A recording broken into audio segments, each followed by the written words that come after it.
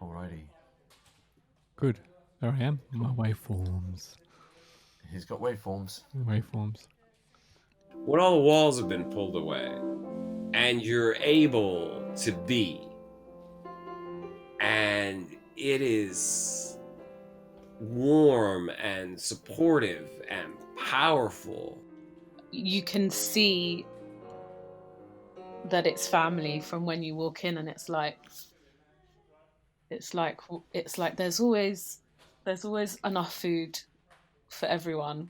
It was such a nice vibe. It just felt like, I don't know, it just felt like a brand new pair of jeans that fit so well and you look so good in them. Do you know what I mean? You know, when you buy a new pair of jeans and you're like, oh, these are dope. It just felt, it felt like a right fit. I'd heard so much about it, and I got there, and it was unlike anything I'd ever seen in my life. Seeing people get lost in harmony and melody together is awesome, is an amazing thing to watch. But that's not what this is. I've always felt like it's more this community space where I'm getting to talk about the ups and downs and like struggles and successes of the whole thing with other people who are doing the same thing than doing it because there's the audience there, you know? The way that the Imaginary Millions audience interacts with the band and the artists as they come up on stage gives me confidence to be more vulnerable and to be honest and not to sugarcoat things and to be wholly as much myself as I can in the performing of my work. Tonight, every single person in this room has a microphone. Everyone is going through something. And if you can just be brave enough to be vulnerable, it just opens up a whole new conversation. Imaginary Millions has been possibly one of the only places that in my life where I've felt the most like me. And so this space is created to honor experience. I think that's so much of it. When the beautiful attention is there, when the truth is told, the truth can be honored. And when it's honored, then it can actually move us and shift us. I just like that idea of beautiful attention, because it's beautiful to get people's attention and to give that back. There's the moment where someone new comes onto stage, or someone who is afraid comes onto stage, and you watch them realize that they're safe. People are there to share and learn. Like, people aren't there just to do their 5 minutes and then get off the stage. And it's not about acquiring fans. It's about like having a family with the other musicians. And then when spirit moves, it gives birth to creation. And whether that's creation of a new understanding, creation of a deeper love, creation of an overcoming, creation of laughter, creation of dancing, you know, as long as spirit's moving and stuff's being created, then we're in the right place. You kind of just know when you step into it that it's not just your sort of average open mic night. It's much more than that. It's not just about the act of creation, but it's about the act of creation with a truth, and the truth that's being vulnerably revealed in this moment by this person in front of these other people and witnessed by these people. And somehow that process and that continual process over the course of 2 hours is something really special. So we're just gonna see what the beautiful attention is like in this space.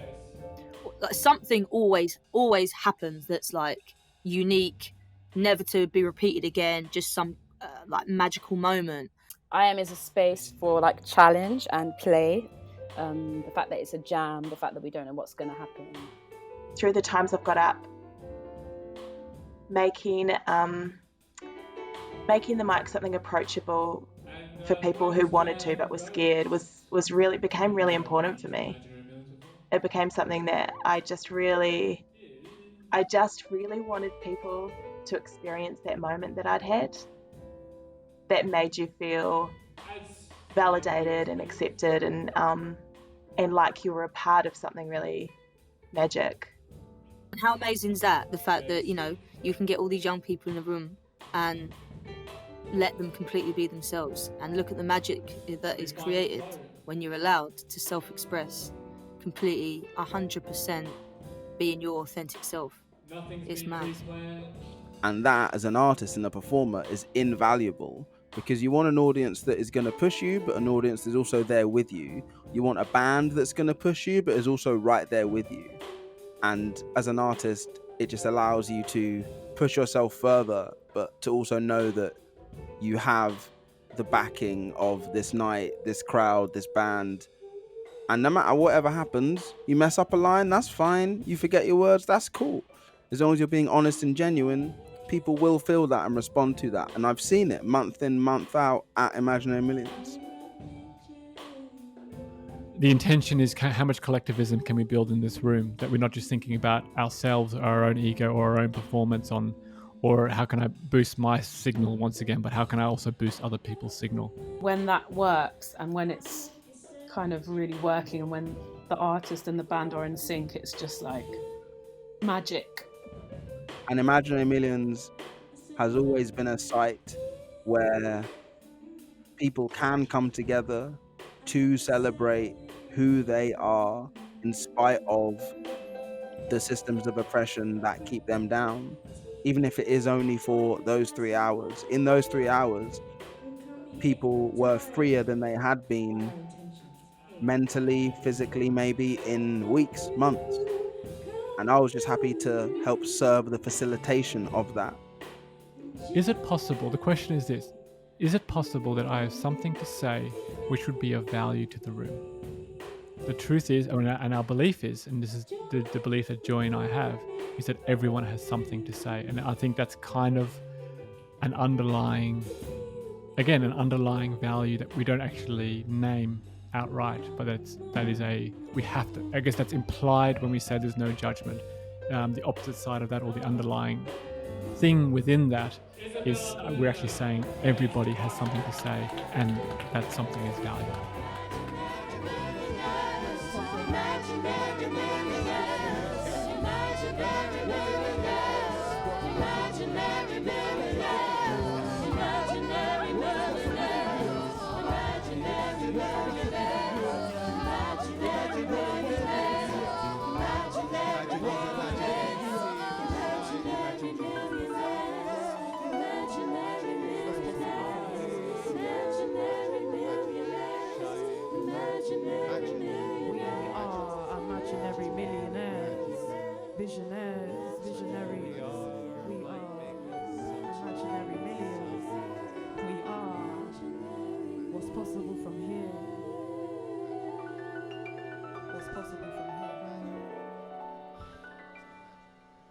Ladies and gentlemen, this has been Imaginary Millions. You've all been beautiful. Thank you for your attention. I've been Rob Major. Good night. What's possible from here? What is possible from here? Thank you.